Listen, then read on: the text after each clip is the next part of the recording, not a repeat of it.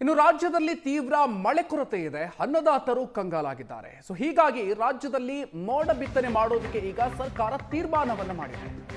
60 ದಿನಗಳ ಕಾಲ 200 ಗಂಟೆಗಳ ಕಾಲ ಮೋಡ ಬಿತ್ತನೆ ಮಾಡುವಂತಹ ನಿಟ್ಟಿನಲ್ಲಿ ಈಗ ನಿರ್ಧಾರವನ್ನು ತೆಗೆದುಕೊಳ್ಳಲಾಗಿದೆ.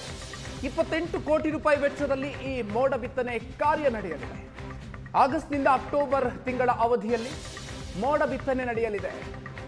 31 ಜಿಲ್ಲೆಗಳ 178 ತಾಲೂಕಿನಲ್ಲಿ ಮಳೆ ಕೊರತೆ ಇದೆ, ಬರಗಾಲದ ಪರಿಸ್ಥಿತಿ ಇದೆ.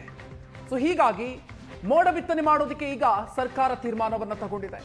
ರಾಜ್ಯದಲ್ಲಿ ಜೂನ್ನಲ್ಲಿ 42% ಮಾತ್ರ ಮಳೆಯಾಗಿರೋದು, ಕೊರತೆ ಉಂಟಾಗಿತ್ತು. ಜುಲೈನಲ್ಲಿ 29% ಕೊರತೆ ಉಂಟಾಗಿತ್ತು. ಕೆಸಿಎಂಸಿ ಸಂಸ್ಥೆಯಿಂದ ರಾಜ್ಯದಲ್ಲಿ ಮೋಡ ಬಿತ್ತನೆ ಮಾಡೋದಕ್ಕೆ ಈಗ ನಿರ್ಧಾರವನ್ನು ತೆಗೆದುಕೊಳ್ಳಲಾಗಿದೆ. ಮೋಡ ಬಿತ್ತನೆ ಮೂಲಕ ಮಳೆ ಬವಣೆ ನೀಗಿಸೋದಕ್ಕೆ ರಾಜ್ಯ ಸರ್ಕಾರ ಈಗ ಮುಂದಾಗಿದೆ.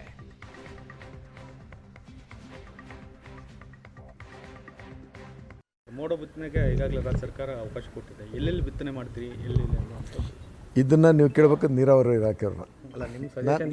ಅಲ್ಲ, ಈಗ ನೋಡಿ, ಕೃಷಿದು ಅಂತಾರೆ ಡ್ಯಾಮ್ ಬೇಸ್ಡ್ ಅವರು ಸೀಡಿಂಗ್ ಅದು ಮಾಡೋಕ್ಕೆ ಹೋಗ್ತಾರೆ.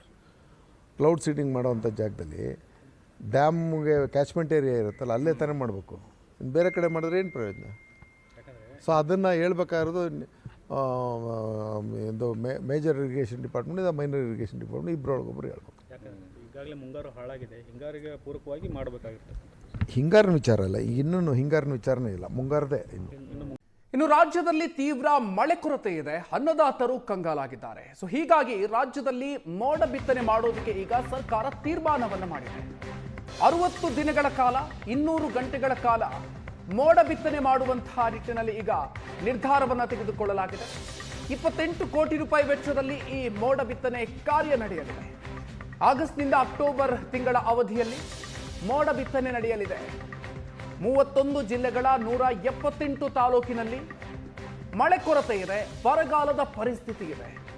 ಹೀಗಾಗಿ ಮೋಡ ಬಿತ್ತನೆ ಮಾಡೋದಕ್ಕೆ ಈಗ ಸರ್ಕಾರ ತೀರ್ಮಾನವನ್ನು ತಗೊಂಡಿದೆ. ರಾಜ್ಯದಲ್ಲಿ ಜೂನ್ನಲ್ಲಿ 42% ಮಾತ್ರ ಮಳೆಯಾಗಿರೋದು, ಕೊರತೆ ಉಂಟಾಗಿತ್ತು. ಜುಲೈನಲ್ಲಿ 29% ಕೊರತೆ ಉಂಟಾಗಿತ್ತು.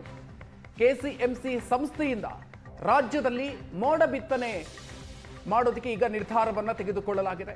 ಮೋಡ ಬಿತ್ತನೆ ಮೂಲಕ ಮಳೆ ಬವಣೆ ನೀಗಿಸೋದಕ್ಕೆ ರಾಜ್ಯ ಸರ್ಕಾರ ಈಗ ಮುಂದಾಗಿದೆ.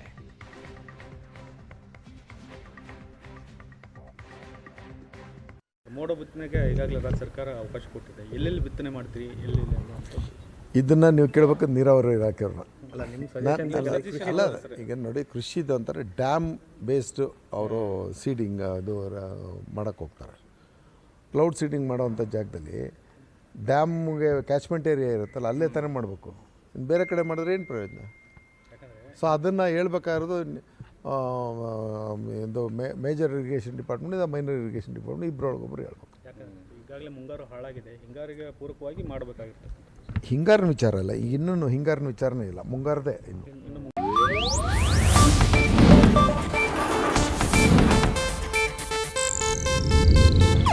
ಇದು ಏಷ್ಯಾನೆಟ್ ನ್ಯೂಸ್ ನೆಟ್ವರ್ಕ್ ಪ್ರಸ್ತುತಿ.